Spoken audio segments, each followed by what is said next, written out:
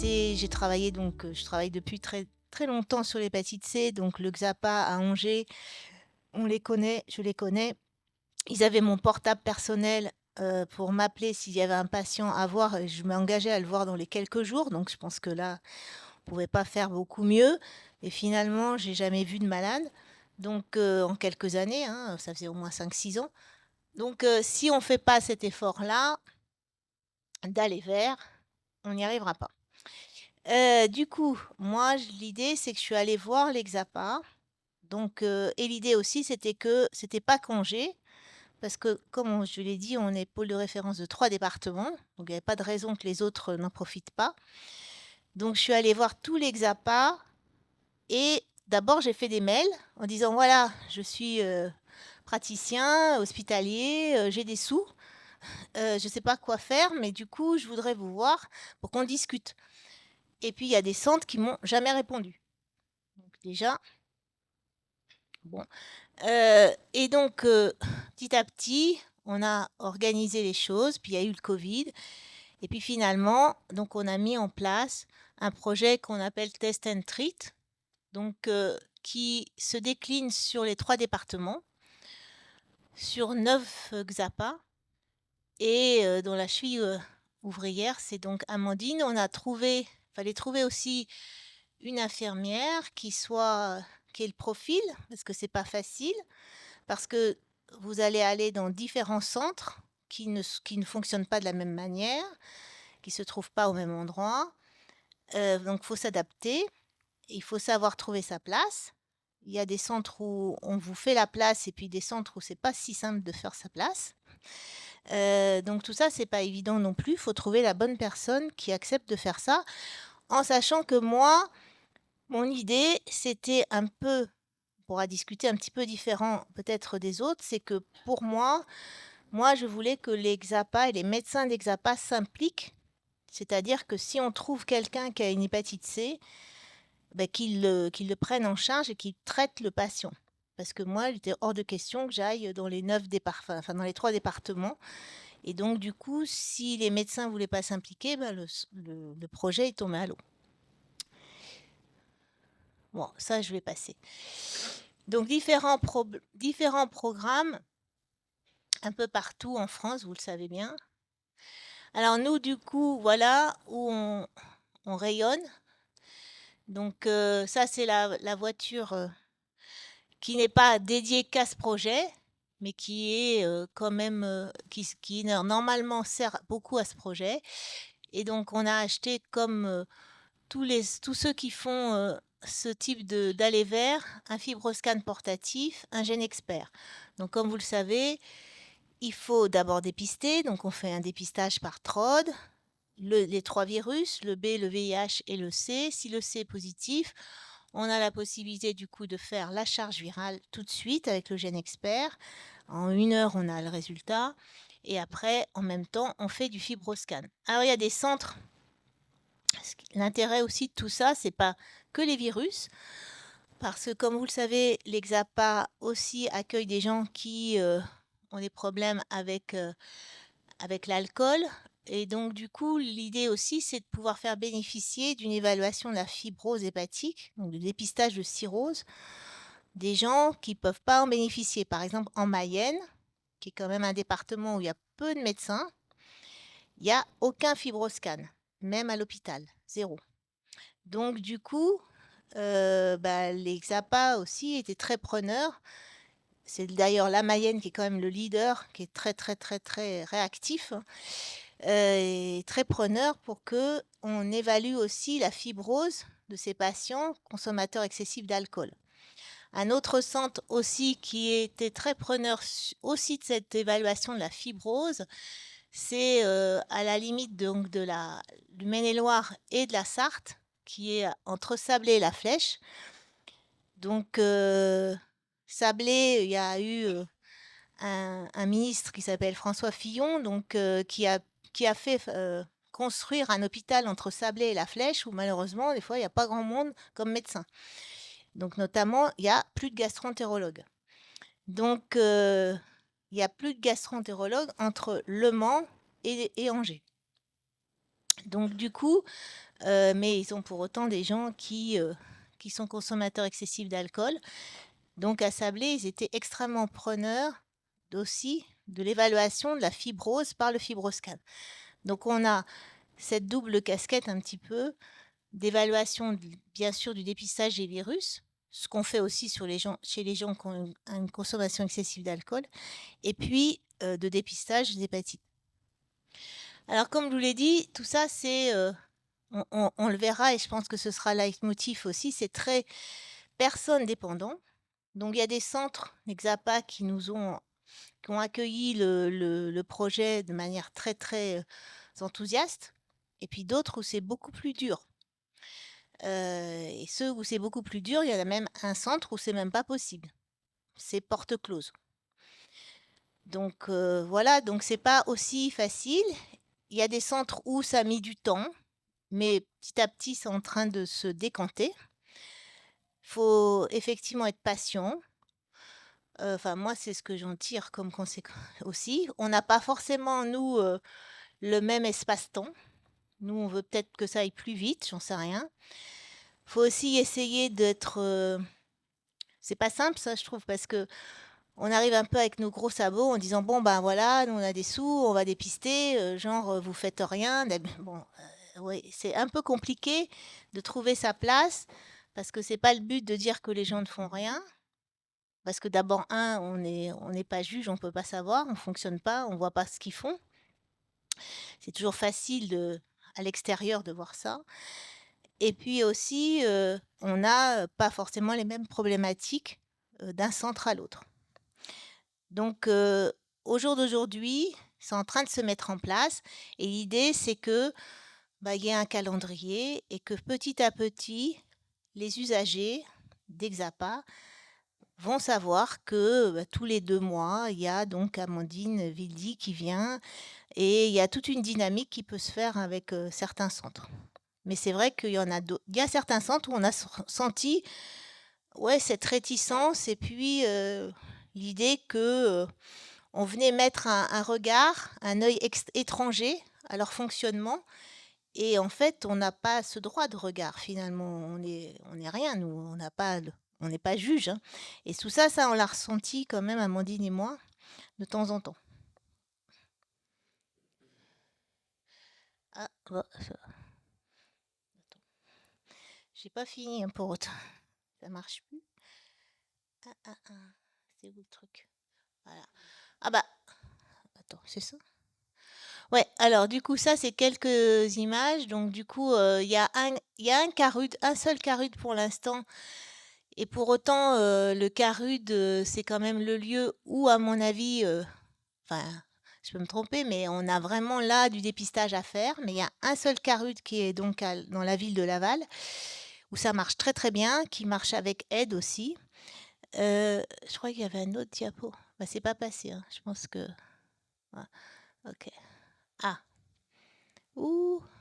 Attends. Attends. Ouais, des soucis de diapo. Attends. Ouais, je veux bien. Parce que je sais plus ce que j'ai mis. Hein? Ah ah. Ouais, après, bah voilà. Ouais, c'est bon. Bah, en fait, ça, c'était l'organisation. L'organisation, c'est une planification. Maintenant, ça a mis du temps, ça roule. Ou bah, régulièrement, quand il y a un calendrier, on a réussi à faire ça.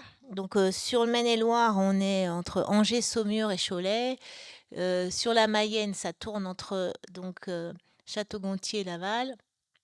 Et pour dire qu'effectivement, il y a des centres où bah, c'est pas si simple, parce que Amandine y est allée, on a mis un temps infini à trouver une date.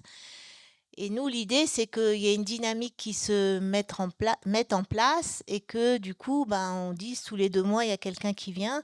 Et là, sur un centre, on lui dit, bah oui, bah, on va refaire ça, mais l'année prochaine, quoi. Donc, du coup, oui, c'est pour dire que c'est pas aussi facile, alors que c'est quelque chose qui est, entre guillemets, gratuit pour le centre.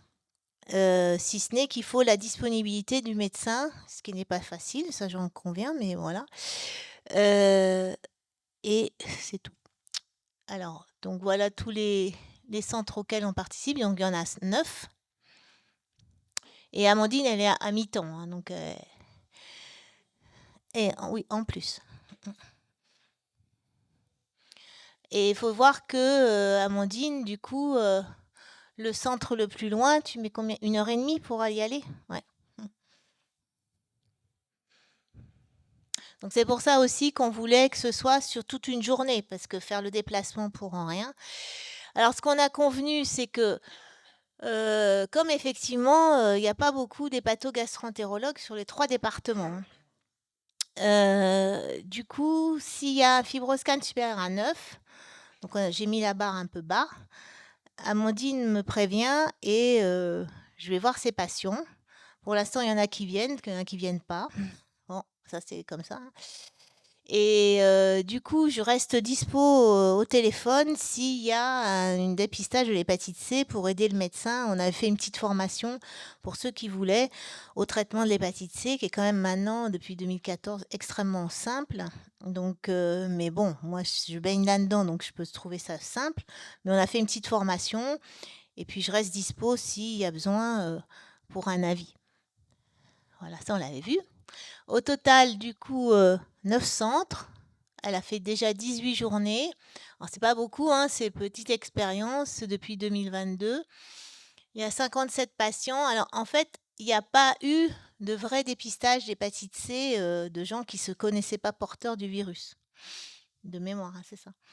En fait, il y a eu 2 traitements de mis en place.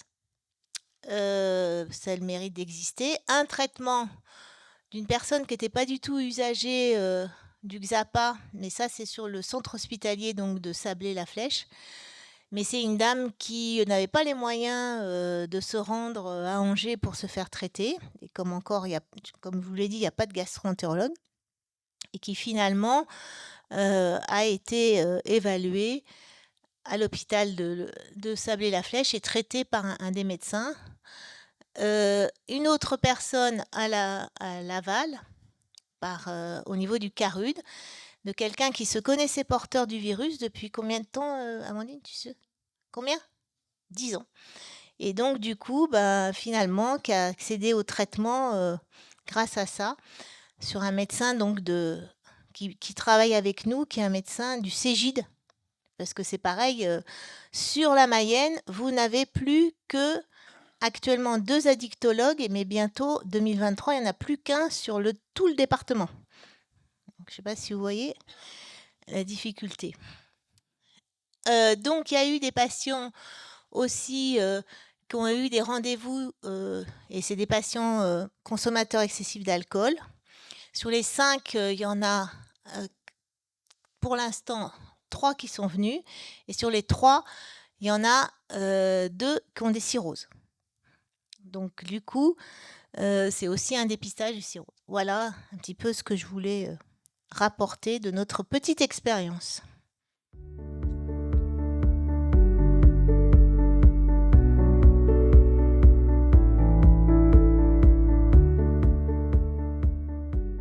Bonjour à tous. Euh, Merci encore une fois SOS Hépatite de nous inviter à pouvoir partager nos expériences, chacun, chacune. Amandine, ce topo il est pour toi.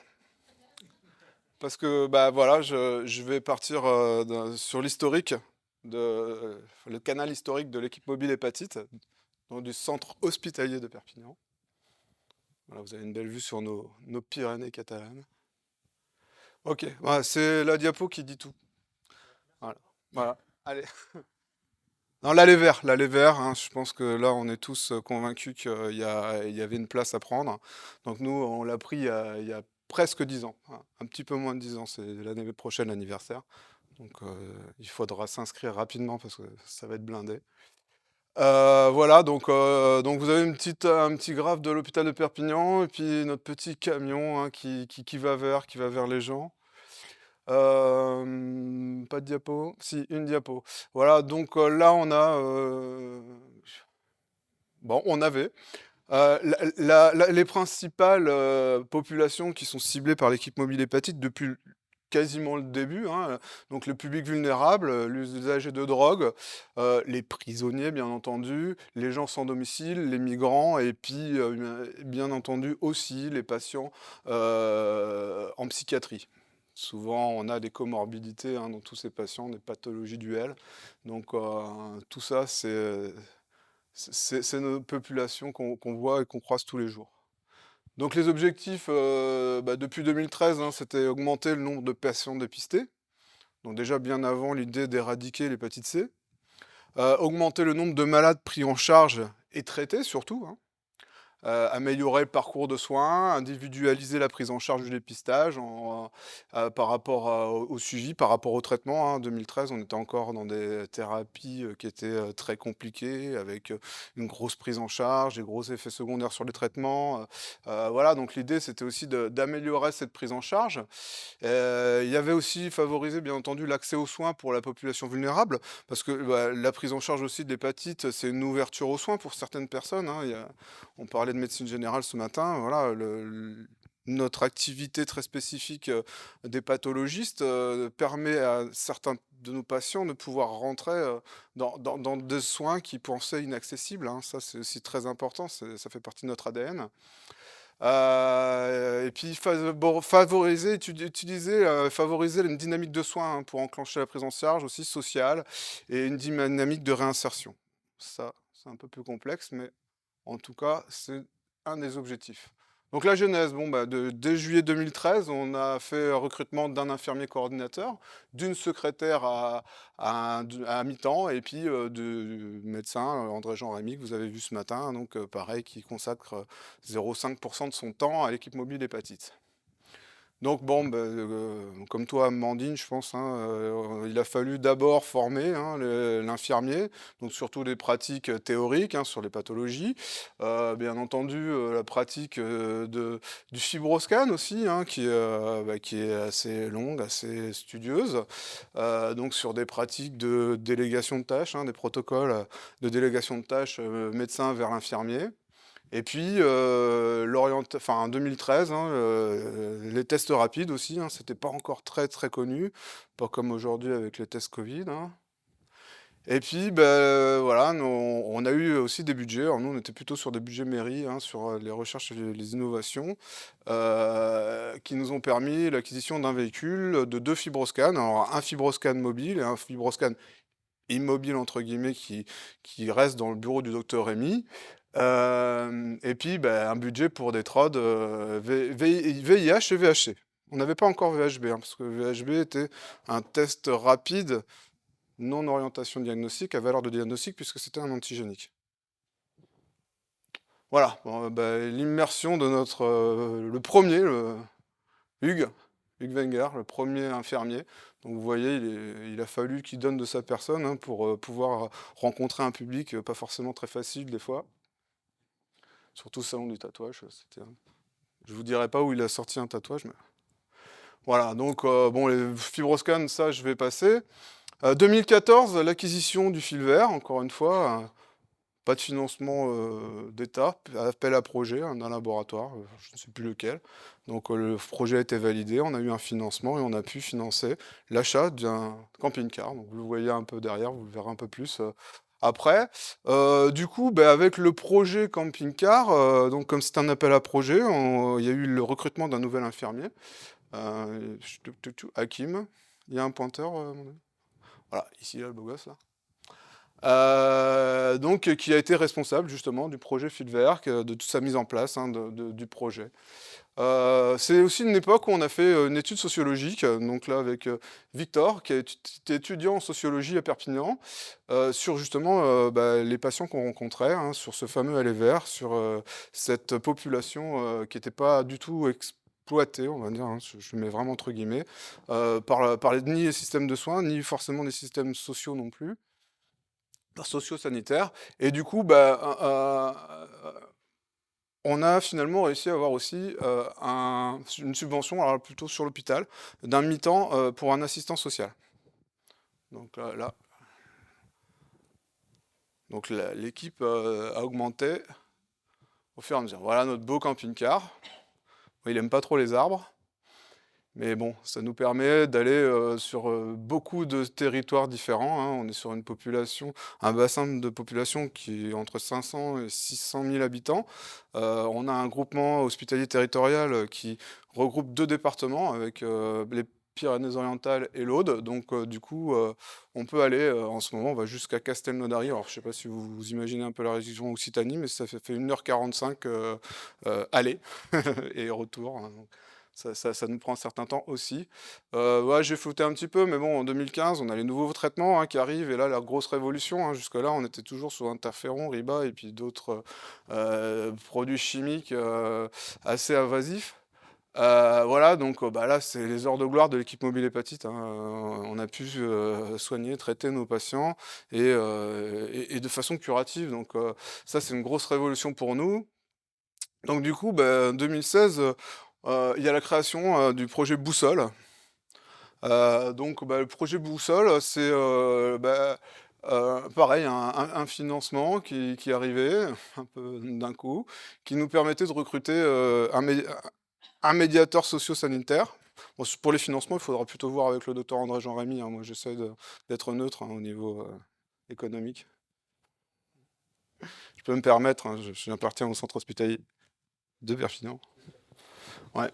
Donc on a recruté deux aides-soignants en fait, qui nous ont permis bah, de servir. Alors du coup, on leur a donné le titre de médiateur socio-sanitaire. Donc dans le but, c'était d'accueillir, d'orienter et d'aider les patients dans leur prise en charge. Parce que du coup, les infirmiers, ça suffisait plus pour toute la prise en charge du traitement, le suivi, les prises de rendez-vous. Donc là, on voit hein, aussi bien les rendez-vous sur l'équipe mobile hépatite, sur les consultations du docteur Rémy, les admissions hein, à l'hôpital. Hein, il faut admissionner les patients avec des étiquettes, des IEP, des machins. Donc c'est un peu la croix à la bannière pour des patients qui viennent du milieu de la rue ou de la précarité et qu'on renvoie vers le droit commun. Donc c'est compliqué pour eux, c'est déjà compliqué pour nous quand on est adulte et responsable. Mais pour aller vers la pharmacie, hein, parce que là on est encore à l'époque où les nouveaux traitements ont une délivrance exclusivement hospitalière, donc il fallait aussi orienter les patients vers la pharmacie, la facturation bien entendu, les admissions, les prélèvements sanguins, etc. Voilà. En 2017, bon, André-Jean en a parlé ce matin, donc je vais pas en revenir plus que ça. Donc les premiers pas en psychiatrie. Alors on a eu la chance, de tomber sur le docteur Bouquet, que certains connaissent dans la salle, hein, Justine. Le directeur du laboratoire. Alors, savoir que sur toute la France, je crois qu'il n'y a que 5 ou 6 établissements spécialisés en santé mentale qui ont un laboratoire biologique sur place. Et le docteur Bouquet fait partie de ce petit nombre qui rapidement s'est pris au jeu de l'organisation, de la collaboration avec l'équipe mobile hépatite, et il nous a bien fait avancer sur toutes les études dont a parlé André-Jean Rémy ce matin. Et puis aussi, je vais parler du docteur Sujol, le pharmacien de l'hôpital, un des pharmaciens de l'hôpital, qui nous a permis aussi de pouvoir avancer sur les délivrances des médicaments, sur la prise en charge, etc. Je ne remercierai pas les psychiatres ou les médecins somaticiens qui n'ont pas du tout pris le pas hein, de la prise en charge de leurs patients. Alors c'est pas... Enfin si, c'est un reproche, mais c'est pas faute de les avoir, formés, mais voilà, comme on en a bien parlé ce matin aussi, hein, un psychiatre, il est fait pour psychiatrer. La prise en charge d'une hépatite C, pour lui, c'est à 1000 lieues. Ils savent toujours pas qu'aujourd'hui, ah pardon, ils savent toujours pas aujourd'hui qu'ils ont le droit de prescrire hein, les traitements. Voilà, c'est assez compliqué quand même. Voilà, donc 2018, ben là on est sur la technologie avancée de la biologie délocalisée avec notre GeneXpert hein, qu'on a acquis assez rapidement quand même. Donc dès 2018, on a pu techniquer les charges virales n'importe où. N'importe où. Alors, en 2018, on a vraiment fait n'importe quoi, n'importe où. En 2019, on s'est repris un peu parce que un appareil de biologie délocalisé, notamment un automate de biologie, normalement c'est géré par un laboratoire de médecine. Enfin, euh, donc on a réglé, on a fait des protocoles, donc on a un protocole très avancé. Ça, si vous avez besoin de plus de détails, je me tiendrai libre après, parce que ça a été assez dur, mais on est tout en règle. Du coup, tout ça, ça nous a permis rapidement d'arriver, on va arriver là direct, au test to treat. Hein. Alors, test and treat ou test to treat. Hein. Nous, on teste et puis on va jusqu'au traitement.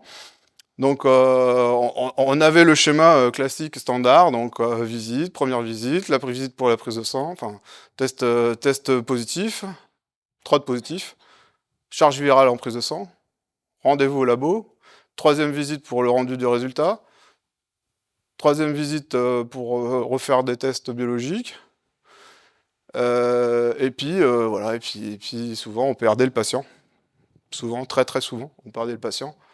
Donc après, là, on a l'exemple avant le Gen Expert, un peu, hein, où là, on gagnait du temps avec un infirmier sur une équipe mobile, avec le fibroscan, et puis la prise de sang, et puis après le diagnostic, et puis après on prenait en traitement.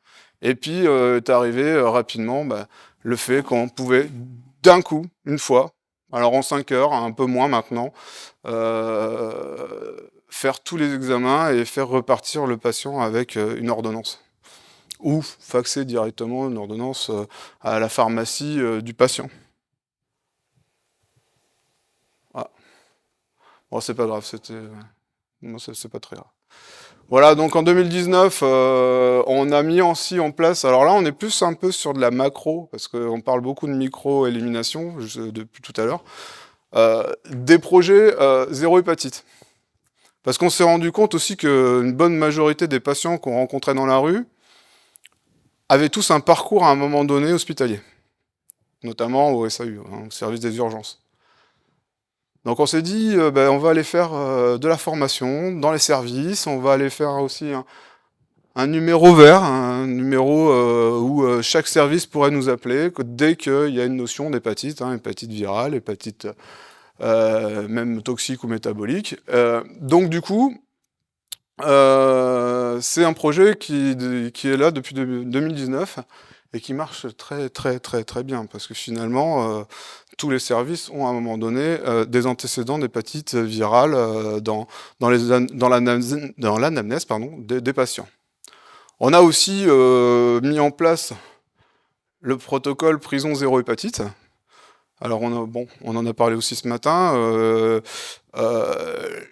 La proposition de dépistage à l'entrée du patient, elle n'est pas forcément quand il faut, au bon moment pour le patient. Il est toujours un peu difficile de rentrer dans une prison, d'arriver, bam, on s'installe, on va voir le médecin, on va voir le psy, et puis il y avait quand même de plus en plus de refus sur les sérologies. Donc du coup, on a recruté une nouvelle infirmière, hein, Bérangère, pour pouvoir aller proposer une offre de dépistage par TROD aux patients qui avaient refusé les sérologies. Et puis même, après, on a fait une petite étude pour voir s'il y avait une contamination intramuros sur les hépatites virales, et donc revoir les patients à 6 mois après l'incarcération pour refaire un dépistage par TROD. Bon, il s'avère que la prison de Perpignan est quand même assez sécurisée là-dessus. On n'a pas eu de contamination intramuros. Hop, hop, hop. Voilà, donc ça c'est l'équipe aujourd'hui. Donc bon là, c'est moi, hein, le beau gosse. Hein. Donc là c'était les deux aides-soignants, alors aujourd'hui on en a plus qu'un. Après c'est vrai que Sébastien avait été plutôt recruté sur le temps des articles L51, donc c'est vrai qu'André Jean on en a parlé aussi, surtout sur le projet d'Épices Pharma, donc on avait formé des pharmacies partenaires à la réalisation de TROD, et Sébastien était référent, et quand les projets ont abouti, il nous a quittés. Voilà. Donc Kim, notre secrétaire, Bérangère, et notre magicienne, l'assistante sociale, Sonia, sans qui on aurait beaucoup de problèmes, beaucoup de difficultés à prendre certains patients. Aujourd'hui, On va même dire, bon là, mes photos de vacances. Donc là, c'était le 2021 projet. Alors 2020, en vrai. Après, vous savez, en 2020, il y a eu pas mal de problèmes au niveau sanitaire. On a décidé de faire la montagne zéro hépatite. Donc c'est un petit peu notre temps de récréation dans l'année. On y va la semaine prochaine. Mais voilà, c'est bon, c'est plutôt milieu rural, donc c'est assez compliqué. Là, il y a, il y a des patients hein, à prendre en charge, mais c'est assez difficile de mobiliser les gens sur le milieu rural montagnard, j'ai envie de dire. Hein. C'est surtout des stations de ski, donc il y a un côté très bourgeois, mais très bourgeois aussi au Papagayo, hein, la fameuse boîte de Font-Romeu. Donc on sait qu'il y a des pratiques hein, de consommation de toxiques, et, mais c'est très caché. Donc on y va maintenant depuis 2020 tous les ans, mais on a des bons résultats. Donc là, bah, vous voyez un petit peu l'ensemble d'une préparation. Donc on a aussi un petit barnum pour pouvoir se mettre sur les places. Enfin, on est vraiment des nomades du soin. Alors bah là, c'est ballot parce que c'était... mais ah bon, bah, c'est très bien. Bon, en grosso modo, 9000 patients sur la file active sur 10 ans, avec, alors si ma mémoire est bonne, une centaine de mises en place de traitements, c'est ça? Merci. Merci, c'est ça. Non, une centaine, j'ai dit n'importe quoi. 927 traitements débutés, avec 900 patients guéris, hein, un taux de réussite de 97% quand même sur 10 ans, en comptant la pandémie. Donc on est plutôt pas mal. Voilà, pour nous les partenaires, hein, alors combien tu en avais? Attends, combien c'était là, Amandine, Isabelle? Vos- Non mais de partenaires chez qui vous allez? Combien? 9? 9, voilà. Donc nous on est à une moyenne de 46 structures stables chez qui on va travailler. Donc on a des XAPA, comme on disait tout à l'heure, hein, comme vous, les CARUD. Euh, voilà, on a différentes structures. Alors on a des structures hospitalières. Donc tout à l'heure on a parlé d'autres liens avec le CLAT, hein, qui est très important. Juste pour préciser, dans ma mallette de dépistage, j'ai des bons CLAT pour mes patients, pour qu'ils puissent faire des radios gratuites. Donc voilà, moi j'en distribue quand même assez souvent. Et puis bah, tous les structures que vous pouvez rencontrer. Bon, je suis un peu en retard. Moi j'ai repris la diapo du chef, hein, j'avais pas vu qu'il m'avait pu. Elle veut tout dire. Voilà. C'est tous les projets de l'équipe mobile hépatite en partant de A à Z, hein, parce qu'après bah, on pourrait parler aussi de NASH, de problèmes de toxiques, etc. Hein. Voilà. Merci à tous.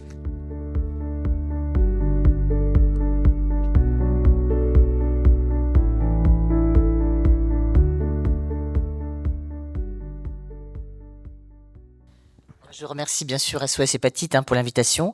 Et donc, je suis impressionnée par la présentation de Jérémy, mais je pense que les questions, c'est après, c'est ça. Donc, on en discutera. Donc, comment être au rendez-vous de 2025, micro ou macro élimination? Donc, moi, je vais vous présenter en fait ce qu'on a fait sur la région Limousin, qui ensuite s'est un peu étendu à la Nouvelle-Aquitaine. Donc, en fait, le projet il s'appelle ScanVir, Scan, Fibroscan, Vir, Virus. Vous verrez qu'on a un peu étendu après, et que c'est vraiment une aventure. En fait, c'est un modèle qui peut être reproduit après dans d'autres structures. Pourquoi, comment résultat il faut souligner qu'on ne peut pas travailler seul et que c'est un travail d'équipe et que on peut pas éliminer l'hépatite C seul dans son coin, dans son service des pathologies. Donc c'est vraiment toujours travailler ensemble et c'est essentiel. On a vu la difficulté. Alors souvent il y a des recommandations qui sont jamais appliquées puisque on dit qu'il faut dépister les usagers actifs tous les 6 mois et les usagers classiques tous les ans, mais quand on regarde les dossiers, c'est rarement réalisé. Alors au départ, comment est né Scanvir? C'est né avec le CARUD. C'est vraiment, je tiens à le souligner, c'est grâce au CARUD que Scanvir est né. Moi j'avais commencé une consultation hépatologie avancée en addicto et au XAPA. depuis 2007. Et donc, c'est là que j'ai vu que c'était compliqué de proposer du dépistage systématique, parce qu'en fait, dans les dossiers, on ne retrouvait pas toujours, c'était pas fait, parce que c'est vrai que la priorité de la prise en charge addictologique à l'époque, c'était surtout de s'occuper des traitements substitutifs aux opiacés. Et donc, je me suis rendu compte qu'il y avait quand même beaucoup d'acteurs sur le terrain et que tous étaient très différents et qu'on pouvait peut-être travailler ensemble pour modéliser. Alors, au départ, on a fait avec le CARUD parce que le CARUD était très motivé dans le dépistage dès le début. Et donc, c'est vraiment, ça a été essentiel dans la mise en place de ce projet. Alors, c'est du all inclusive, c'est une journée dédiée. Et dans cette journée, en fait, les acteurs, les différents acteurs des structures avec lesquels on travaille, ont mobilisé les patients et leur ont proposé un dépistage. Donc, on travaille, nous, XAPAC et CARUD Limoges, Brive, Guéret, Périgueux, et on leur propose sur une journée dédiée des TROD, VHB, VHC, VIH, le fibroscan bien sûr, un bilan social, un bilan addictologique, et maintenant, depuis l'avènement de la biologie délocalisée, le gène expert VHC, qui au départ n'y était pas. Donc au départ, c'était une fois par mois ou selon les besoins. Donc en fait, on a proposé aux gens de voir un peu la file active. Alors c'est sûr que Mont-Limousin, c'est pas la file active de Perpignan, hein. C'est une petite, il n'y a pas beaucoup de patients, mais enfin, il y a du monde, mais c'est pas du tout la même chose, hein. C'est moins attractif le Limousin quand on est toxicomane que quand on est usager de drogue, pardon, ou quand on est à Perpignan.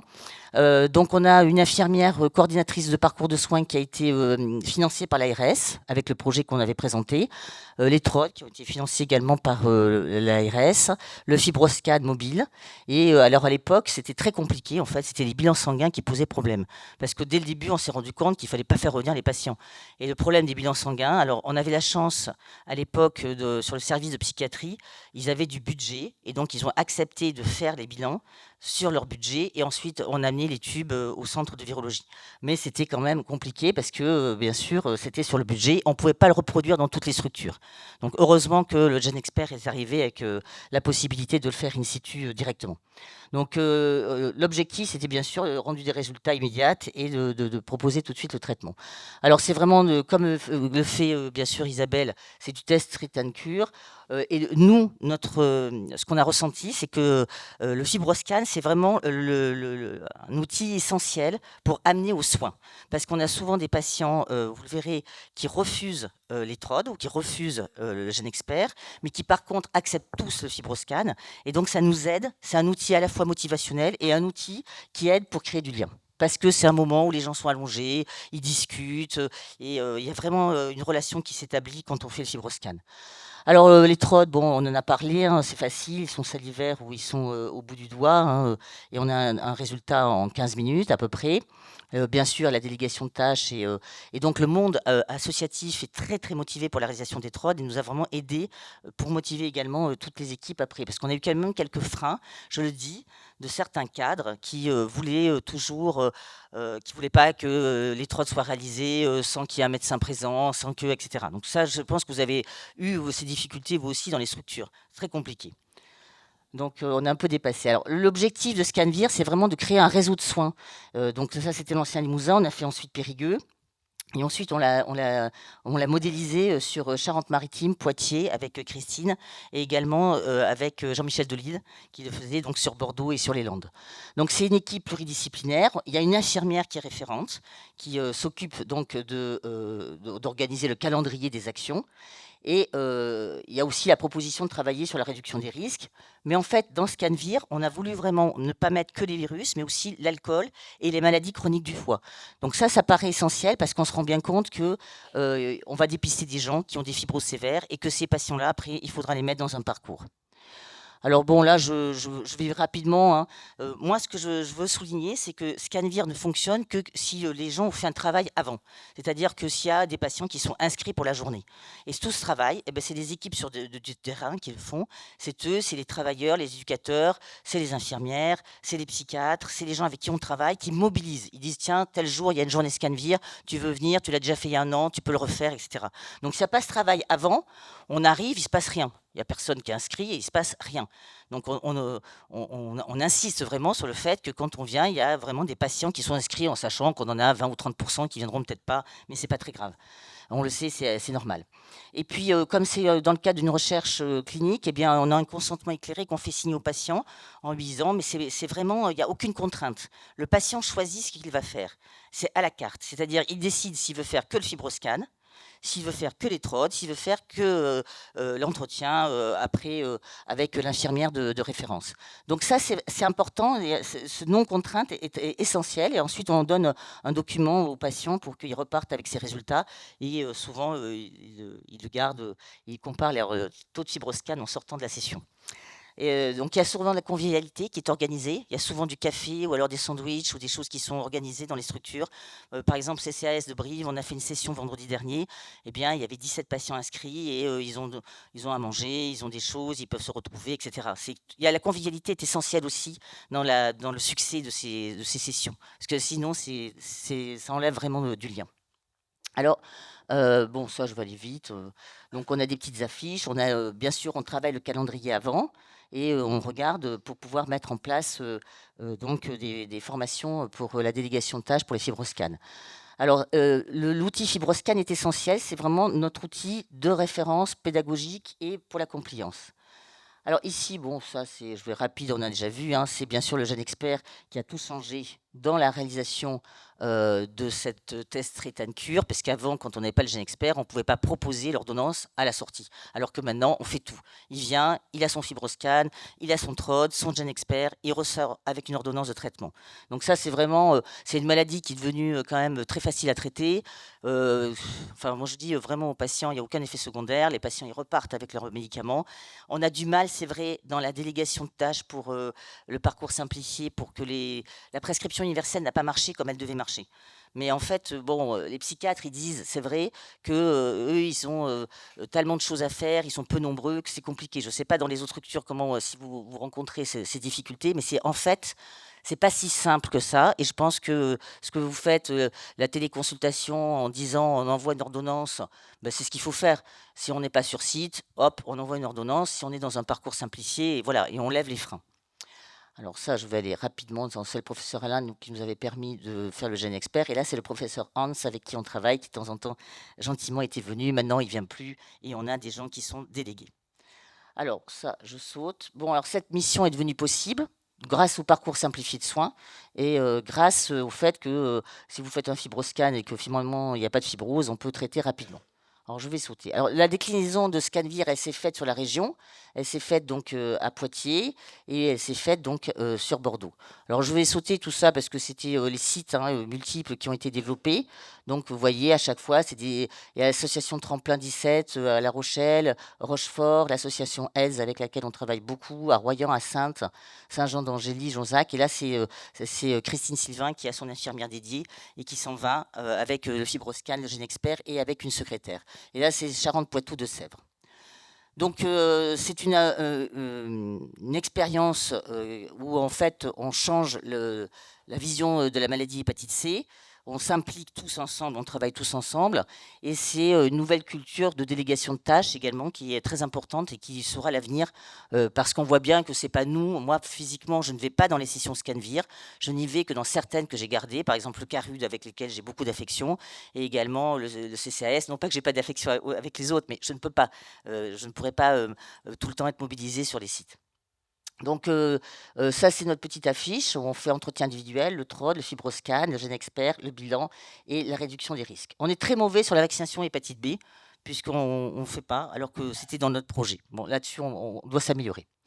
Alors là, c'est juste pour vous montrer ce qu'on a fait, nous. Donc, on avait 536 patients qui ont été inclus. Normalement, c'était de mai 2017 à octobre 2022. Bien sûr, il y a eu la période Covid qui a un peu cassé la dynamique. Par centre, vous voyez les centres en dessous, ça c'est sur la région Limousin, plus on a commencé à la prison d'Uzerche. Donc ça, c'est tout nouveau.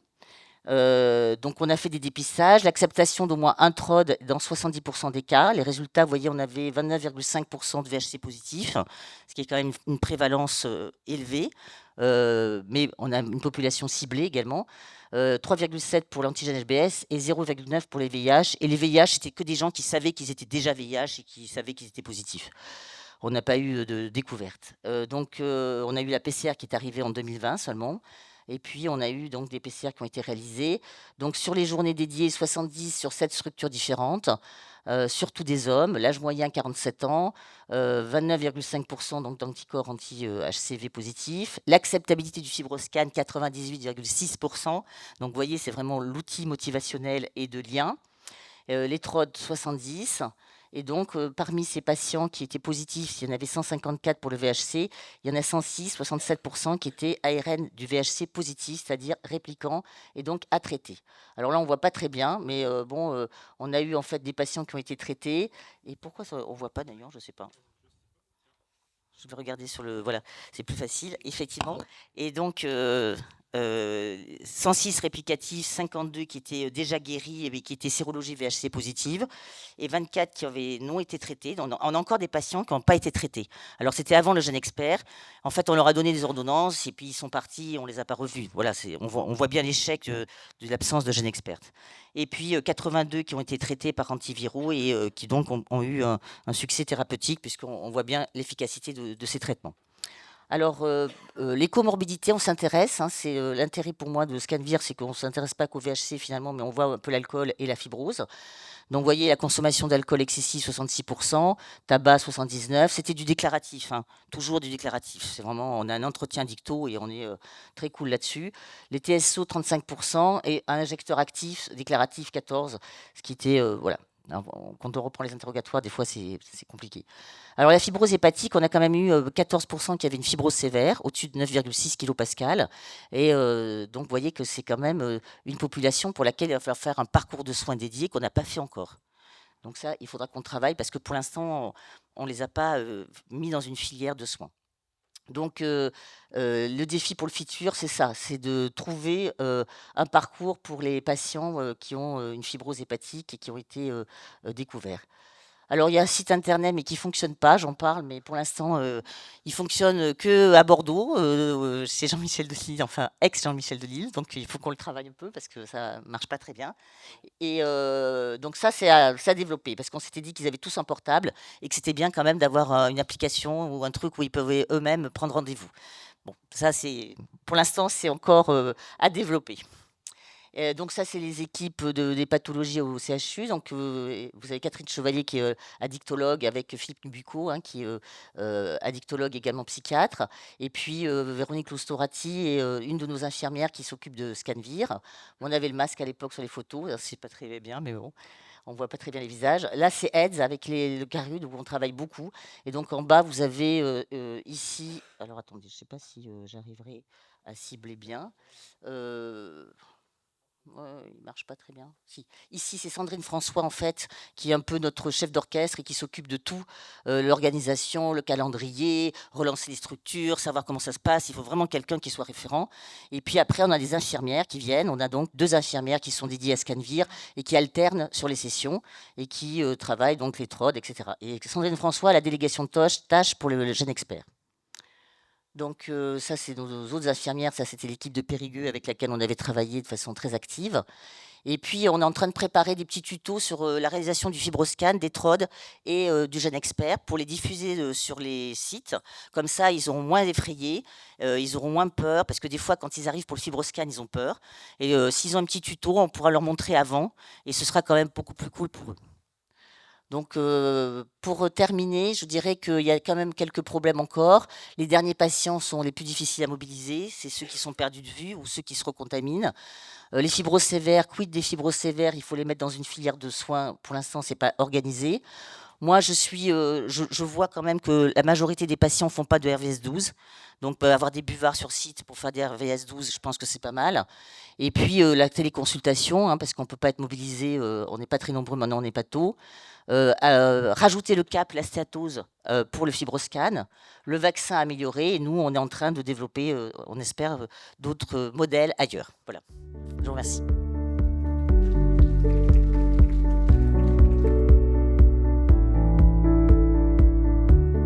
Je vais vite, moi aussi, vous faire une petite présentation qui va dans le même sens que tout le monde. Je trouvais que ça a du sens. C'était pas prévu, mais je trouvais que ça a du sens parce qu'on parle de micro et de macro-élimination. Donc, on a finalement pas mal de micro-élimination avec des expériences, beaucoup d'expériences sur beaucoup de structures. Alors, on pourra se poser la question, est-ce que l'ensemble des micros font de la macro ou est-ce que quand on parle de la macro, c'est encore plus large? Voilà, donc mon diaporama, effectivement, je vais aller vite pour avoir un peu de place pour la discussion aussi. Donc moi, du coup, effectivement, je suis responsable du service expert de lutte contre les hépatites virales d'Alsace. C'est mon métier. Et donc, je suis vice-président de la Fédération SOS Hépatite. C'est mon bénévolat. Voilà. Et donc, on a un centre expert, comme tout, il peut y en avoir, avec beaucoup de missions, mais avec beaucoup de partenariats avec les associations. On conventionne avec les associations, les structures médico-sociales, et on a des protocoles, des fiches de liaison en fonction des différents publics qui peuvent être touchés par les hépatites virales ou les maladies du foie. Tout ça en lien avec la médecine générale, les spécialistes de ville et l'ensemble des partenaires. Donc, on pourrait résumer le Salva, on pourrait donner cette slide et dire, allez hop, je m'en vais. Je vais mettre l'accent sur ça un peu, parce que ça regroupe un peu ce qu'a présenté Jérémy, et c'est l'équipe mobile des maladies du foie. Donc voilà, donc l'équipe mobile des maladies du foie, projet innovant ouvert sur le territoire, c'est vraiment, et on le dit, c'est le modèle de l'EMH qu'on essaie de répliquer en Alsace. Donc effectivement, donc merci au docteur César Rémy, on rend toujours à César ce qu'il y a à César. Donc c'est pour ça que j'ai appelé le docteur César Rémy. Il n'est pas là, c'est dommage, on pourrait lui dire. Et donc on a développé cette équipe sur le biais qu'effectivement il fallait éliminer l'hépatite C et l'hépatite B également, objectif mondial, gouvernemental, et un objectif qui est inscrit dans le plan régional de santé du Grand Est, qui permet aussi d'avoir des missions, donc intensifier le dépistage, renforcer la prise en charge coordonnée, programme pluriannuel. Est-ce que vraiment dans toutes les ARS, il y a des plans hépatite C maintenant qui sont mis en place? C'est une vraie question, parce que ça sert et c'est utile pour avoir un cadre pour avancer. On a eu de l'argent dans les missions d'intérêt général pour les services experts, mais est-ce que ça a suivi dans les cadres aussi au niveau des ARS? Parce que si on a le pot national et qu'il n'y a pas au régional, on peut faire ce que l'on veut, mais c'est pas coordonné. Donc ça, c'est une vraie question et il y a un vrai travail à faire avec les ARS pour les bouger au-delà du VIH, parce qu'ils se bougent pour le VIH, mais ils ne se bougent pas pour forcément les hépatites virales. Donc voilà, projet initié sur des fonds MIG ministériels, projet validé, soutenu par le directeur général de l'hôpital de Strasbourg. Donc une équipe mobile hors les murs, proximité, le aller vert comme vous tous, partenariat avec les dispositifs et structures médico-sociales au sein du centre de référence. L'idée, c'est d'améliorer l'accès au dépistage des publics éloignés du système de soins, l'aide au diagnostic, à l'accompagnement des patients les plus vulnérables qui ont une maladie du foie dans un parcours de soins. Donc nous, on a vraiment élargi maladie du foie en entrée et pas que le viral. On retombera forcément sur le viral à un moment donné. Et comme ça, on est encore poussé sur l'avenir de l'hépatologie. Donc l'équipe mobile qui est financée sur les fonds MIG, pour le coup, avec un médecin à mi-temps, médecin généraliste, qui est Maud Royan, qui est peut-être encore en ligne, qui a présenté ce matin, une infirmière à plein temps et une assistante sociale à plein temps. Voilà. À cela s'ajoute, vous le verrez, un véhicule sanitaire qu'on vient d'avoir, également sur les fonds MIG de 2019. Donc l'idée, vraiment intervention hors les murs, population, situation de vulnérabilité, j'y tiens à la vulnérabilité, donc précarité, migrants, détenus, usagers de drogue potentiellement, mais il y a déjà l'Exapa bien organisé en Alsace, avec qui on a déjà collaboré pendant 10 ans sur un programme qui s'appelait le programme FibroScan, qui est un peu ce qu'a présenté Marilyn un peu sur Scanvir, c'était un peu le même principe, vraiment d'aller avec le FibroScan devant, leur proposer les tests ensuite, et effectivement, même résultat en termes d'acceptation du dépistage de la fibrose et puis après des tests viraux. Donc très très intéressant. Là on s'est dit on va faire, finalement on a fait ça, on a expérimenté ça, on va aller sur ce que fait André Jean-Rémy à Perpignan, on va essayer de voir si chez nous aussi ça peut fonctionner ou si c'est que à Perpignan que ça peut fonctionner. Ben non, ça fonctionne également chez nous, donc c'est à développer. Voilà, quand on entendait André Jean parler, on croyait que ça marchait que chez lui, donc voilà, on a expérimenté. Effectivement, mais plus accès précarité migrants et détenus. Donc l'ensemble des maladies du foie, les TROD du coup qui sont pas faits par l'équipe mobile, mais qui sont faits par les associations. Pour nous, on travaille donc avec SOS Hépatite pour le coup, mais aussi avec Aide sur les territoires, puisque SOS Hépatite n'est pas partout. Et effectivement, ça permet d'avoir cette interactivité avec les associations et ce travail de partenariat qui est vraiment important, dont on a parlé également Marilyn tout à l'heure. Donc réintégration dans un parcours de soins coordonnés, oui, l'idée c'est pas de capter nous seulement, mais c'est d'aller remettre dans le parcours. Il y a souvent des acteurs, des médecins généralistes, des acteurs du social sur le territoire de l'Alsace, mais c'est pas coordonné. Donc on va former et impulser pour pouvoir remettre dans le parcours. Donc effectivement, on n'a pas forcément les données qui nous remontent sur combien de gens on a mis en traitement derrière, mais au moins on a relancé la machine, réimpulsé et remis dans les parcours existants. Et on a apporté de la formation. Parce que si on ne fait pas la formation des médecins généralistes autour ou des professionnels autour, bah, ça ne sert à rien. On a initié des choses qui derrière ne pourront pas se faire tout seuls. Voilà, donc après lien avec les CPTS, dans les CHRS, les foyers d'insertion, les PASS, les CEGID, mais avec Médecins du Monde également, en psy, donc beaucoup multi-partenarial. Je ne peux pas dire qu'on en a 46, je ne sais pas exactement si on atteint le record de Perpignan. Donc véhicule sanitaire, des TROD, un fibroscan mobile, effectivement. Voilà, le aller vert. Alors, je vais passer. Vous connaissez ça, on en parlait. C'est toutes les prévalences importantes en précarité pour l'hépatite C, pour l'hépatite B également. Pas mal pour de prévalence pour les populations un peu plus âgées en termes d'hépatite C, d'hépatite B, revenus mensuels des ménages également, et bénéficiaires de la CMU, hépatite B, hépatite C. Strasbourg, important sur Strasbourg, même au-delà de l'Alsace, parce que ça concerne 50% des personnes en situation de précarité pour un quart des habitants du Bas-Rhin. Donc c'est vraiment une grosse proportion de précarité pour le coup. Donc un intérêt vraiment à rester sur Strasbourg. Ça, c'est nos résultats en 2021.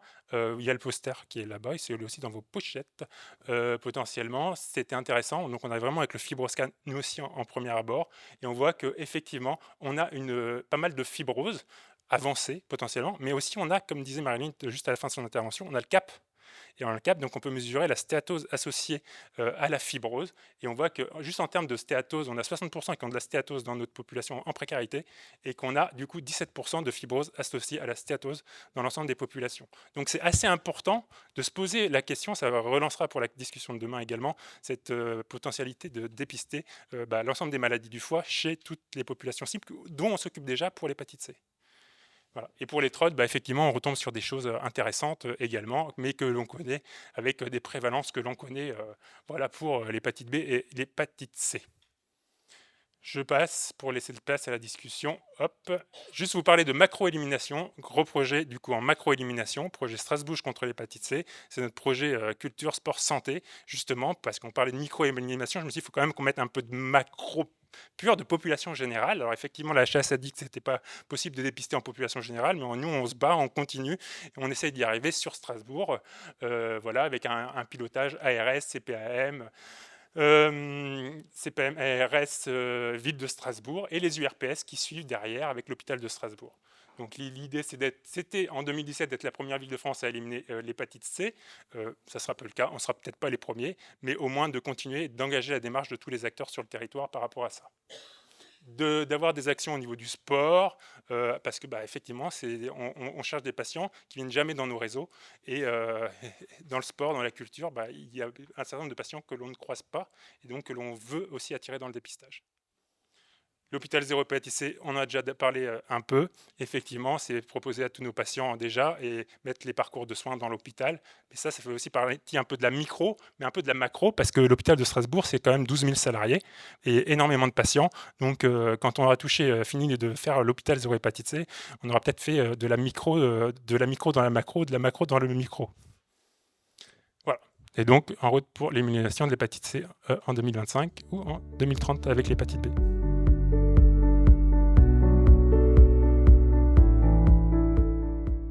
Bonjour. Je voulais savoir juste, est-ce que vous incluez des pairs dans vos équipes, comme ça se fait de plus en plus? On a vu qu'il était beaucoup question de pairs maintenant dans les équipes de dépistage, et je voulais savoir si vous envisagez ou si vous avez déjà actuellement des pairs avec vous. Il faudrait en avoir, mais il n'y en a pas. J'ai dit que non, on n'a pas, on n'a personne en fait. Non, nous, on n'en a pas, mais on ne l'a pas envisagé, en fait, pour différentes raisons. Et je ne sais pas si ça marche si bien que ça. Je ne sais pas. J'ai vu qu'à Montpellier, ils avaient quand même proposé aussi du financement pour pouvoir ramener les patients au dépistage.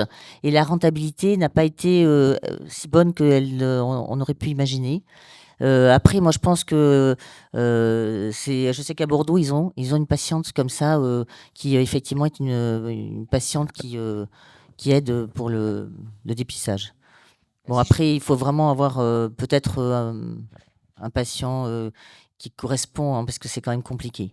si je vous pose la question, c'est parce que nous, on s'est aperçu lors des road trips que plusieurs personnes connaissaient leur statut hépatite C depuis longtemps et n'acceptaient pas d'aller au traitement.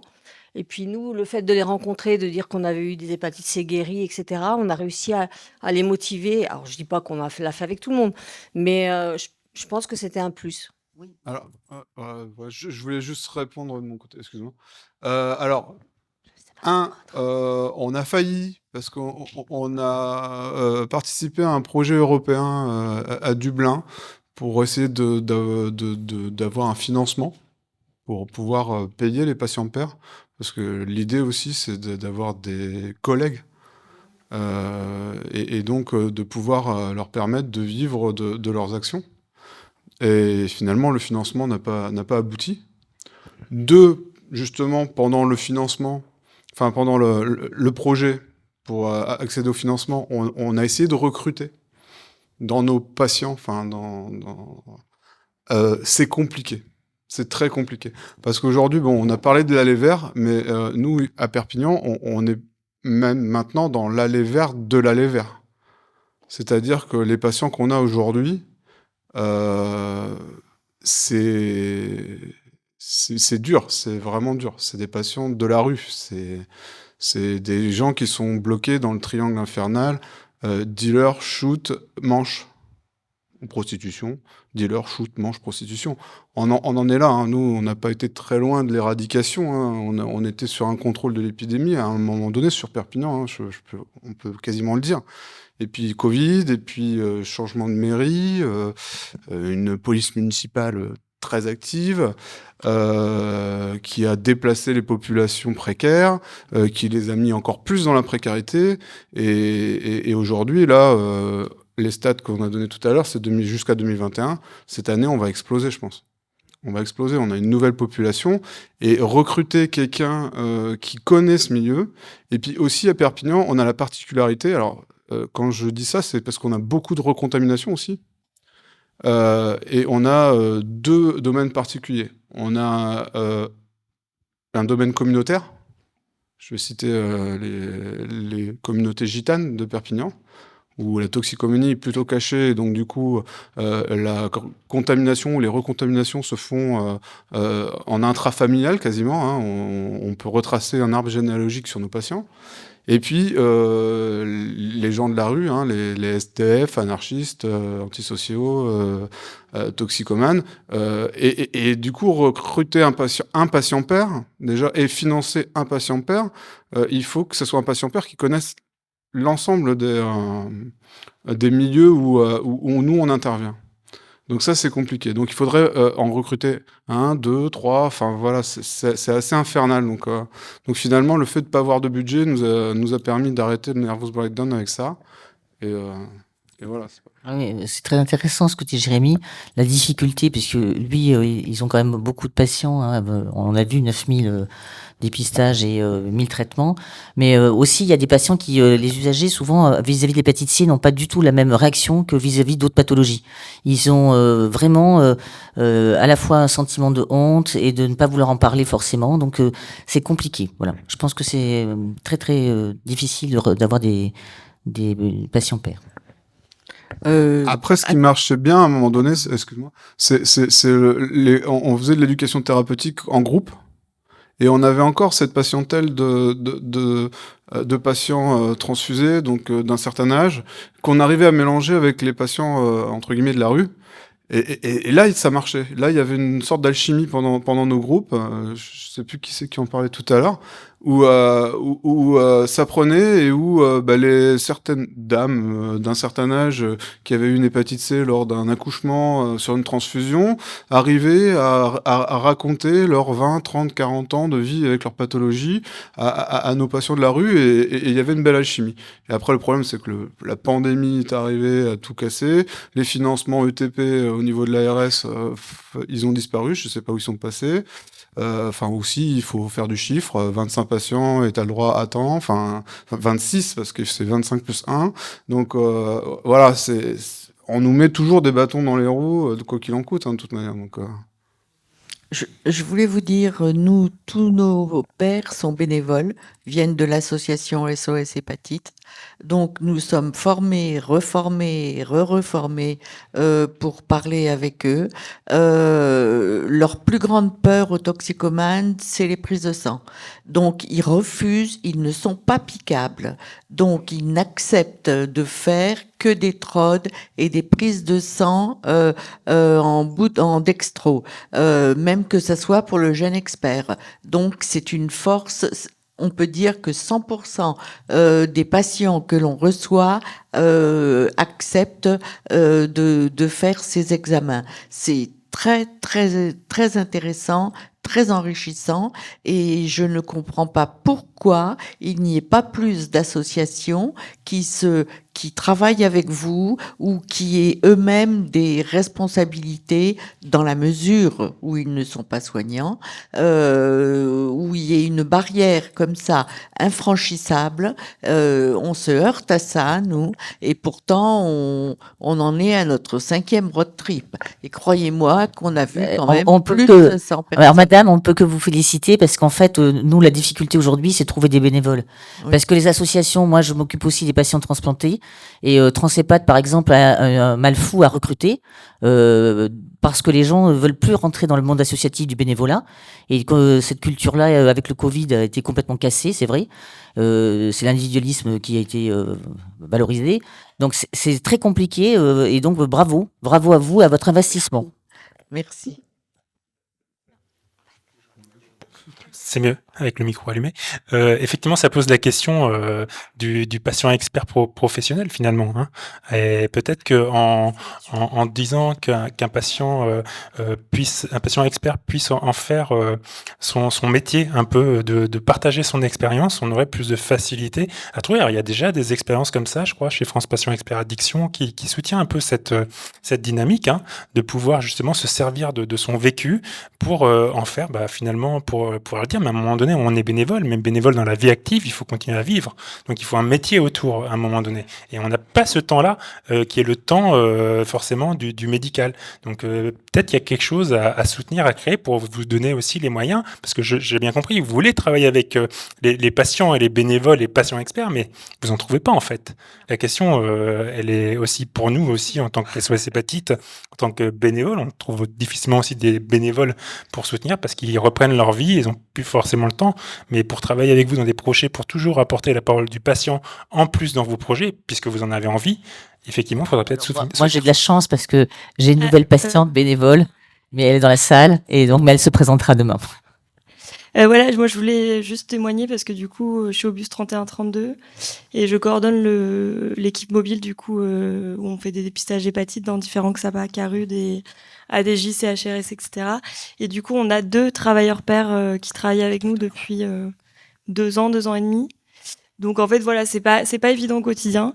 Des fois il y a des manqués, des fois c'est dur de reprendre. Par exemple s'il arrive avec une bière sur le lieu, c'est pas simple de reprendre ça avec lui, mais quand même, enfin c'est des expériences assez intéressantes par rapport au fait que en fait ils témoignent sur la prise du traitement de VHC, où en fait ils disent qu'effectivement il n'y a pas d'effet secondaire, etc. Donc c'est plus facile pour les personnes qui viennent d'apprendre qu'elles ont l'hépatite C d'en discuter directement avec une personne qui a vécu l'expérience. Et aussi, même par exemple, je vais prendre un exemple, un accueil de jour. Moi, je fais les dépistages et du coup, la personne travailleuse pair va parler aux gens en disant, bah voilà, aujourd'hui, il y a ça comme dépistage. T'inquiète pas, ça fait pas mal, ça va, c'est assez rapide, etc. Et franchement, c'est quand même très bien. Voilà. Bah, c'est super, mais c'est vrai que c'est déjà pas simple ce que j'ai dit. Là, nous, on est au tout petit par rapport à vos 2 expériences, mais encore là, je voulais rajouter que c'est vraiment pas simple d'essayer que tous les XAPA, qui, à mon sens, devraient effectuer déjà ce travail, hein, que tous les XAPA participent. Encore une fois, nous, on a eu porte close de Xapa porte close. C'est-à-dire que moi, je vends rien, hein, j'ai essayé de les joindre, c'est zéro. Je ne peux pas rentrer, on ne peut pas du tout. On nous dit, on n'a pas le temps. Ben, on n'a pas le temps de quoi? Et derrière, j'ai oublié de rajouter ça sur la présentation parce que quand j'ai fait mon tour dans l'Exapa où on voulait bien m'accueillir, il y a plusieurs réflexions on m'a dit, bah, on fait des trônes, hein, on en fait, mais heureusement, on trouve aucun hépatite C. Alors, je me suis dit, soit sur la région où on est là, à Angers, tout le monde est clean, mais ça, c'est super. C'est des faux. Peut-être, hein. Mais après, je me suis dit, mais finalement, peut-être que aussi les soignants ont cette vision-là de l'hépatite C. Effectivement, les pairs pourraient tout à fait essayer de dire, ben voilà, moi j'ai été traitée, c'est pas terrible, enfin ça se passe bien. Et du coup, ce qu'on a fait là le 20 octobre, et Marilyn avait participé, on a fait une réunion avec l'Exapa, et là aussi il y a plein de Xapa qui sont pas venus, hein, c'était une journée gratuite, et on avait mis on a créé avec une équipe de théâtre un jeu de rôle pour que les soignants qui voulaient bien puissent annoncer un dépistage de l'hépatite C pour essayer de déjà dire que c'est pas aussi compliqué que ça. Et du coup, ceux qui ont participé étaient super contents, mais encore une fois, il y a plein de Xapa qui sont pas venus, hein, alors que c'était effectivement une journée dédiée pour eux. Mais c'est du travail de longue haleine. Comme on a dit, nous on est tout petits par rapport à vous. Vous m'impressionnez. Et la question que je voulais savoir, c'est dans les bus, vous faites comment? En fait, les gens, ils sont au courant comment? C'est par les associations qui viennent vous voir? Oui, après dans les structures partenaires, on fait de la com en amont à chaque fois qu'on fait une sortie particulière. Après, sur les 46 structures dont on parlait tout à l'heure, il y en a une bonne moitié où on a des permanences pérennes. Déjà l'Exapa, on y est, enfin Hakim est au Xapa Oxapa avec un S, hein, les plus Ça fait 10 ans aussi. oui, voilà, Plus facile. de Narbonne toutes les semaines. Moi, je suis au Xapa Perpignan toutes les semaines aussi. Et puis après, on a les accueils de jour, enfin les structures d'accueil de jour, etc. Où on y est pareil de façon pérenne toutes les semaines ou tous les 15 jours. Donc déjà, on a un planning, ils savent quand est-ce qu'on vient, on a des affiches, voilà. Et puis après, c'est vrai que je vais revenir aussi sur le rôle du médiateur socio-sanitaire, hein, donc celui qui nous reste, Arnaud. Il a aujourd'hui un gros rôle aussi de coordinateur de la communication. Donc lui, il a un temps aussi qui dédie à monter en amont des actions, sur lesquelles on va communiquer en amont avec les structures, avec les mairies, non, c'est un gros travail.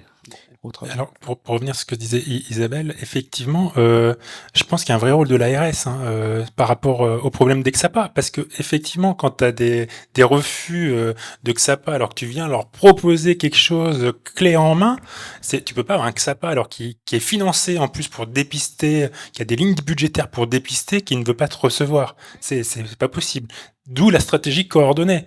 À un moment donné, on peut avoir des fonds et des moyens, mais si effectivement toutes les planètes sont pas alignées, à quoi ça sert? Là, on n'arrive pas sur cette micro-élimination, parce qu'on parle de cette micro-élimination, d'aller voir Xapa par Xapa et de leur demander d'agir contre l'hépatite C. Et les ARS devraient, en fait, les ARS, par exemple, Nouvelle-Aquitaine ont financé des fibroscans dans l'Exapa, et les fibroscans sont dans une salle non utilisée. On en a parlé. Et ça, c'est horrible. Parce que donc, je pense que les ARS devraient rappeler que dans les missions des XAPA, il y a l'élimination de l'hépatite C et pas simplement la prise en charge addictologique, et que les fibroscans ont été financés pour être utilisés. Et donc la question aussi de la DGS, puisque qui rassemble les ARS, en plus tous les référents hépatites normalement des ARS sont rassemblés une fois par an. À la DGS ou à la DGOS, je sais plus. Et il y a peut-être des messages à faire passer, mais où sont ces réunions et où sont les agents et que font-ils? Est-ce que les ARS rendent des comptes? Parce que si on veut que l'Exapa rende des comptes, faut aussi que les ARS rendent des comptes. Si elles doivent, quand elles ont des comptes à rendre, les ARS, elles viennent très bien vous chercher pour vous demander des données, hein. Ça, ils savent faire. Donc, il y a peut-être quelque chose Oui, on se à rend relancer compte. aussi par rapport à Tu ça. vois, Frédéric, on se rend compte qu'ils croient que le financement, ça suffit. Mais en fait, il faut de l'humain. Il faut quelqu'un derrière la machine FibroScan. Sinon, ça marche pas. Pascal. J'ai deux remarques hyper rapides et puis une question. Jérémy, ce que tu décris, c'est une vague. Dans le Covid, on appelait ça une vague. Ben, dans l'hépatite C, il faut dire qu'il y a une nouvelle vague. J'adore l'idée de mettre la grand-mère transfusée avec les toxicomanes. Moi, dans mon hôpital, on l'a fait, ça a marché. Attention, parce on est en train de faire de l'hépatite C une maladie du toxicomane. Et j'ai la trouille qu'on se mette à stigmatiser le toxicomane. C'est lui qui va nous ramener l'hépatite C, qui va créer une nouvelle vague, etc. Et voilà, il faut qu'on soit hyper vigilant. La remarque sur le patient père, à l'INCHU, on a vu plus d'une dizaine de pays qui ont rapporté des expériences positives. Ça fonctionne pas chez nous. On a eu le bonheur, et ce sera, je vous invite à vous abonner pour ceux qui ne sont pas encore, à Vice Versa du Caru de Yose. On a un patient père qui va témoigner, qui va être interviewé là, le mois prochain. Et c'est les collègues belges qui ont fait ça. On s'est rendu compte en discutant avec lui qu'en fait, on n'a pas du tout la bonne vision, nous. C'est quelqu'un qui est en train de sortir et c'est une resocialisation. C'est-à-dire qu'on est dans l'employabilité, le traitement, tu vois, on est dans cette... Et il dit, je vais pas faire ça 50 ans. Je remets le pied dans la société, ça va me permet de faire bouffer ma famille, ma femme s'est pas barrée, je vais retrouver un boulot, une sécu, un machin, 2 ans, 3 ans, puis il faut que je fasse autre chose, quoi. Et je pense que nous, on l'a positionné, le patient père, le modèle qu'on s'est pris en France, est pas du tout celui des Irlandais, des Hollandais, et il est temps qu'on se pose et qu'on réfléchisse et qu'on arrive à rendre ça faisable en France. Et je crois que ça, c'est vraiment, on les a, ces patients-là. Je pense qu'on les a dans nos, faut juste qu'on arrive à concevoir la fiche de poste. Et je pense qu'il y a un vrai boulot à faire là-dessus. Et puis ma question que je vais vous poser à tous les trois, le test and treat, moi, me va pas. J'ai toujours défendu le test and cure. Et du coup, est-ce qu'on doit pas la guérison, c'est pas le dernier comprimé, quoi.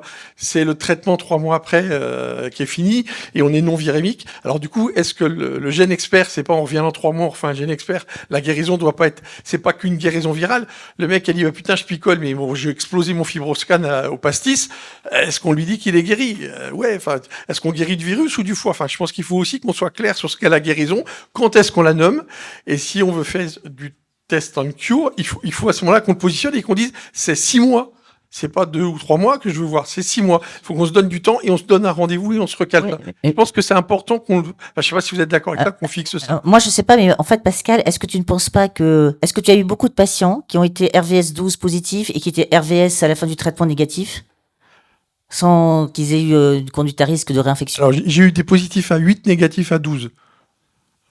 Oui, alors Ouais, d'accord. j'ai Et dans l'autre sens? Et dans l'autre sens? Non. Bon, je sais pas si finalement on devrait pas revoir cette histoire de RVS 12 parce que moi j'arrive pas à avoir des RVS 12 chez ces patients et donc c'est compliqué parce que souvent ils déménagent ou ils partent ou ils reviennent pas parce ils considèrent guéris. Et est-ce que la RVS 8 ou 12 selon le traitement que tu as choisi ne suffirait pas?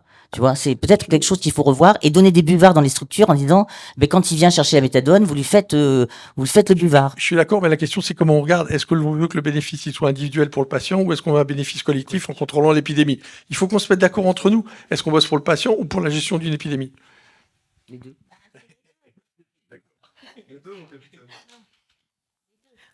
Question de la salle. Bonjour à tous. Moi, je voulais juste faire un petit retour d'expérience. Je suis infirmière coordinatrice pour le centre expert du CHR de Lille depuis 1 an.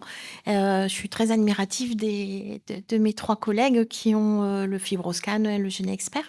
Moi, j'ai rien. J'ai juste des partenaires, des Carudes et des Xapa actifs. Et on est parti d'un audit. Moi, en fait, j'ai commencé par un audit. Et il y a des Carudes et des Xapa il faut aussi fermer les portes. Et par contre, il y en a d'autres qui ont de réelles difficultés et qui n'ont pas de quoi. Donc, j'ai commencé déjà par leur faire des partenariats avec des labos ou des médecins. Et je travaille avec 2 hépatologues, donc Madame Canva qui est sur Lille et le Dr Talbodec qui est sur Tourcoing, où on a la chance, en partenariat avec des Carudes, de proposer un hébergement pendant toute la durée du traitement et une délivrance du traitement calqué sur les TSO pour les gens qui sont sur TSO. Et pour parler des pairs, en fait, nous, on n'a pas de pairs, mais on a juste des patients qui se disent entre eux, tu sais, si tu as une hépatite C, il faut aller à Tourcoing ou à Lille parce que là, en plus du traitement, tu vas pouvoir être hébergé, on va t'aider à retrouver un logement, etc. Donc, on n'a pas vraiment de pairs attitrés, mais en fait, on est connu pour proposer des hébergements, en fait. Donc voilà. Mais finalement, ça fonctionne pour l'instant. C'est des appartements que vous avez financés ou des appartements thérapeutiques, c'est quoi? Comment vous faites pour le logement?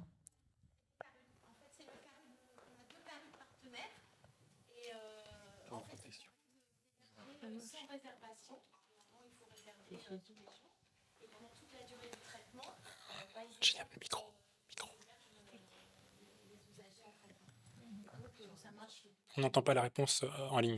Oui. Non, mais c'est pas grave. Donc voilà, c'est en train. Alors sur Tourcoing, ça marche très bien. Et sur l'île, c'est beaucoup plus compliqué parce que sur l'île, il y a énormément de choses et finalement, personne ne fait rien. Donc, il faut mobiliser tout le monde. Ça arrive tout doucement. Et en fait, moi, je suis vraiment la personne qui a le téléphone tout le temps parce que j'ai été identifiée depuis un an en tant que personne ressource et on m'appelle en disant écoute, voilà, j'ai une hépatite C positive, j'ai fait le buvard, je l'ai. Donc, dans les 3 jours qui suivent, ils sont vus par un de nos hépatologues et ils ressortent avec le traitement. En fait, la pharmacie délivre chez nous le traitement. Donc, et c'est du coup la structure qui donne le traitement parce qu'on s'est aperçu aussi que c'est bien de traiter les gens. Mais en fait, dans la rue, parfois, ils sont dans des squats, ils se font agresser, la boîte de traitement, elle reste là, elle est perdue. Enfin, voilà. Donc, du coup, ça permet, enfin, c'est pas un contrôle, on veut pas avoir un contrôle sur la prise, mais ça permet une gestion des boîtes de médicaments. Ces patients dépendants, parce que des fois, ça les responsabilise au contraire, et justement les traiter comme des patients, comme tout venant, je pense que c'est bien aussi. Oui, ça dépend alors, vraiment des patients. Ça. Oui, ça dépend effectivement des patients. Hein. Il y a des patients qui gèrent leur traitement, mais parfois quand ils ont une TSO, voilà, pour eux c'est plus pratique. Mais effectivement, il y a des gens qui le gèrent. Mais le fait d'avoir un hébergement et de savoir où dormir le soir, ça aide quand même beaucoup. Alors, effectivement, si vous n'avez pas de FibroScan, c'est quand même compliqué aussi d'avancer dans les démarches. C'est quand même un outil de base, hein, quand même principal des équipes. Hein. Ouais, mais il faut qu'ils viennent, les gens. Bah, s'ils viennent, vous avez de la chance, parce que quand même, souvent, ils viennent pas. Oui. Mais tout à l'heure, j'ai rebondi à l'ARS parce que en fait, toutes les ARS ont reçu de l'argent, hein, puisque ça c'est clair, puisque ça c'est la Fédération nationale des pôles et réseaux d'hépatite qui nous avait aussi prévenu en amont qu'il y allait avoir des budgets. Et donc toutes les ARS ont reçu de l'argent. Et effectivement, les ARS, elles ont un droit de regard normalement sur les XAPA, mais quand moi je dis, j'ai un XAPA qui me refuse l'entrée, je leur dis à l'ARS, pour l'instant, ça n'a pas changé grand-chose, hein, mais donc c'est vrai que c'est... Et puis si derrière, on ouvre les portes parce que l'ARS a poussé un coup de gueule et que moi j'y vais comme ça, je pense qu'on va pas forcément être super bien accueillis aussi. Donc c'est ça la difficulté, ce que je disais au tout début du topo, c'est vraiment la difficulté... qui on est nous pour venir dans un centre où d'habitude on vient pas pour dire ça y est, nous on arrive, on va vous montrer ce que c'est que de faire du dépistage. Vous voyez, c'est pas facile de trouver je trouve moi notre place parce que et les pairs ça peut aider, ouais. Et les pairs, ça peut aider. Et effectivement, si vous allez travailler avec l'ARS, à un moment donné, votre ARS était proactive et voulait développer certaines choses sur le territoire. Ils avaient même des idées de financement de FibroScan potentiellement, si je me souviens bien. Donc, c'est bizarre qu'ils puissent pas vous en financer un pour aller, vous, dans les structures potentiellement. Actuellement, il y en a 2 qui dépendent de l'EPSM. Ah, ils dépendent de la psychiatrie, c'est ça? Pour nous. 2 pour la psychiatrie. Et sur le Hainaut, il y a un FibroScan mobile. Donc moi, ça fait 1 an que je suis arrivée. Donc là, je suis en train d'essayer de monter le projet en disant que effectivement. La psychiatrie a 2 FibroScan et l'équipe mobile n'en a pas des hépatites. Mais bon, après, mon poste, il est tout va bien dans le meilleur des mondes. Depuis 1 an, donc je suis... 1 an, c'est pas beaucoup, mais c'est beaucoup quand même. Hein, pour, après, on a réussi quand même à traiter 15 hépatites C avec des réponses virologiques soutenues. Donc on y arrive avec les peu de moyens. Et bon, là, on est en train d'essayer de monter un projet pour avoir un FibroScan. Vous allez aller avec Monsieur Gombert à l'ARS et je pense que ça va bien se passer. J'espère. Volontiers. Et, Juliette, voici une question dernière. Oui, La dernière pour toi. juste pour ajouter une chose, c'est que dans certaines régions, donc vous avez des équipes mobiles à Perpignan, Scanvir, etc. Et nous, en Bourgogne, c'est pas du tout le cas. C'est-à-dire que l'infirmière du CHU de Dijon, elle est toute seule. On lui demande d'aller dépister hors les murs. Donc c'est pour ça aussi qu'elle nous a rejoints. Donc elle est contente de nous accompagner au road trip parce que sinon on lui donne pas de trod, la voiture est jamais dispo, elle a pas de fibroscan, donc elle demande de travailler avec nous. Et du coup là c'est un petit peu l'inverse. Nous c'est l'équipe de pair. On a demandé à l'infirmière du CHU de nous rejoindre et je trouve que ça fait une équipe qui est vraiment bien, quoi. On travaille bien ensemble, on fait du bon boulot tous ensemble, quoi. Donc, Voilà. c'est une équipe mobile avec SOS Hépatite, en fait, avec Voilà. l'infirmière en mobilité, parce Voilà. qu'elle est l'équipe mobile toute seule du CHU, et avec SOS Hépatite, c'est aussi une autre forme de mobilité associative avec les pairs. Donc, je vous remercie pour cet atelier.